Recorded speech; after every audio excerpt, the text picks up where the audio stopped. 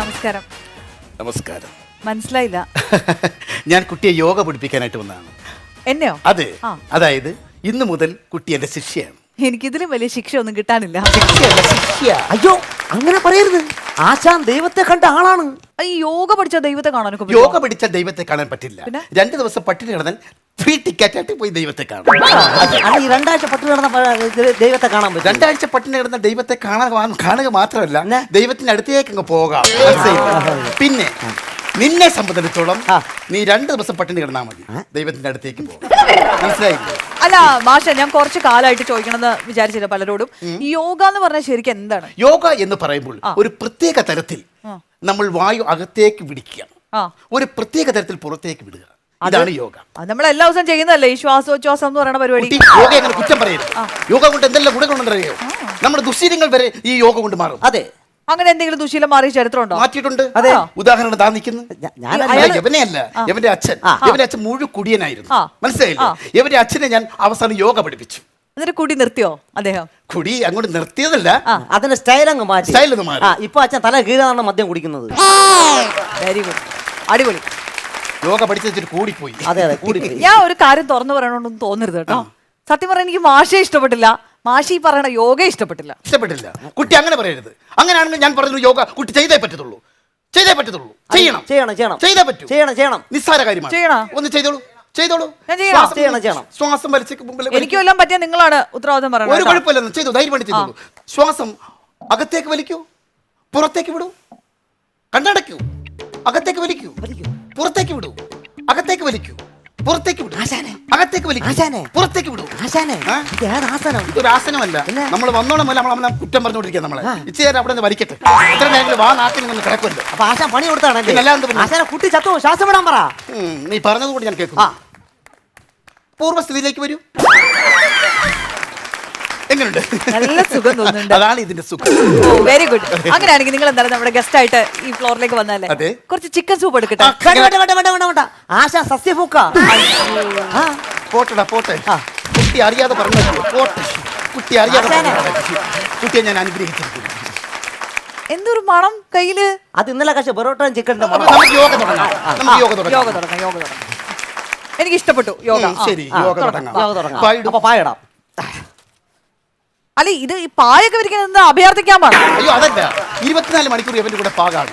അത് മറ്റൊന്നുമല്ല, ജോലിക്കും കൂലിക്കും പോകാൻ വീട്ടിൽ നിന്ന് പെണ്ണുമുള്ള പറഞ്ഞ് ഇങ്ങനെ ഇവിടെ നിൽക്കാൻ പറ്റത്തില്ല, ഇങ്ങനെയാണെങ്കിൽ കിടക്കുന്ന പായ എടുത്തു പൊയ്ക്കോളാന്ന് പറഞ്ഞു. അന്ന് പോലെ ഈ പായ അവന്റെ കച്ചത്ത്. പിന്നെ നമുക്ക് യോഗയ്ക്ക് ഒരു പ്രയോജനമാണ്. രണ്ടുപേരും കയറി നിൽക്കും. കയറി നിന്നാ മതിയോ? കാലടിപ്പിച്ച് ചേർത്ത് പിടിക്കും, കൈ അടിച്ച് അടുപ്പിച്ച് വെക്കും.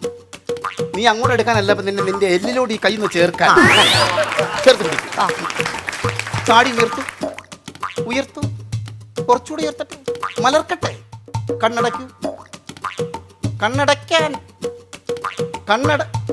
നീ എന്താടാ കണ്ണടയ്ക്കാത്ത? ഞാൻ കണ്ണടയ്ക്കാനാ. ഞാൻ കണ്ണടച്ച് കഴിഞ്ഞാൽ ആശ എന്തെങ്കിലും അടിച്ചു മാറ്റിക്കൊണ്ട് വരും, എന്റെ തലയിൽ വെക്കുമോ?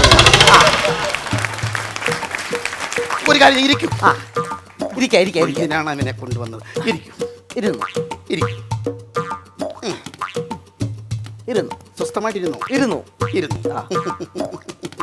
ഇനി കണ്ണുകൾ അടയ്ക്കൂ. ശ്വാസം മെല്ലെ അകത്തേക്ക് വലിക്കൂ, മെല്ലെ പുറത്തേക്ക് വിടൂ. അകത്തേക്ക് വലിക്കൂ, പുറത്തേക്ക് വിടൂ.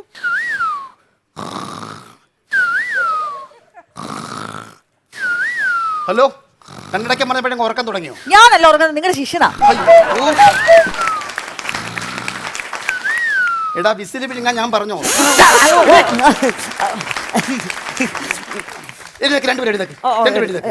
ഇങ്ങനെ ശരിയാവത്തില്ല. എന്നാ പിന്നെ ഒരു കാര്യം, ആശാൻ കിടന്ന് ഉറങ്ങും.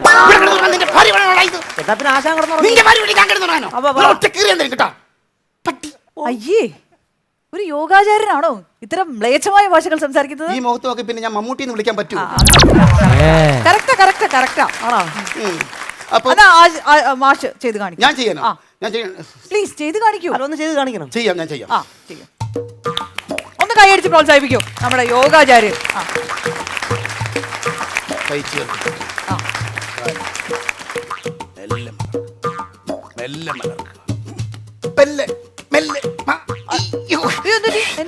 കയ്യെത്തുന്നിടന്ന് മനസ്സെത്തുന്നില്ല, മനസ്സെത്തുന്നിടന്ന് കയ്യെത്തുന്നില്ല.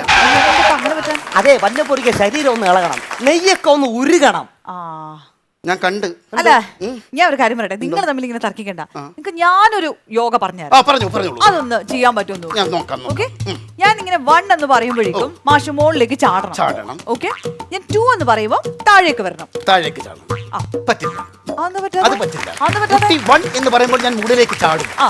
കുട്ടി 2 എന്ന് പറഞ്ഞില്ലെങ്കിൽ ഞാൻ അത്രയും സമയം അന്തരീക്ഷത്തിൽ ഇരിക്കണ്ടേ? എനിക്ക് എത്രയോ പേരെ യോഗ പഠിപ്പിക്കാനുണ്ട്. ഞാൻ അന്തരീക്ഷത്തിൽ നിന്ന് മതിയോ? അത് പോരാ. അതുകൊണ്ടാണ് അത് പറ്റില്ല എന്ന് പറഞ്ഞത്. Phone call. ഹലോ. അയ്യോ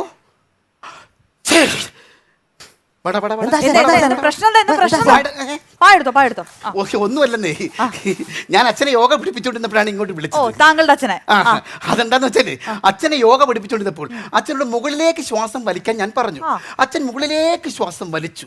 താഴേക്ക് വിടാൻ പറയുന്നതിന് തൊട്ടുമ്പാണ് ഫോൺ വന്നത്. ഞാൻ ഫോൺ വന്നത് ഇങ്ങ് പോന്നു. എപ്പോഴും അങ്ങനെ നിൽക്കുകയാണ്.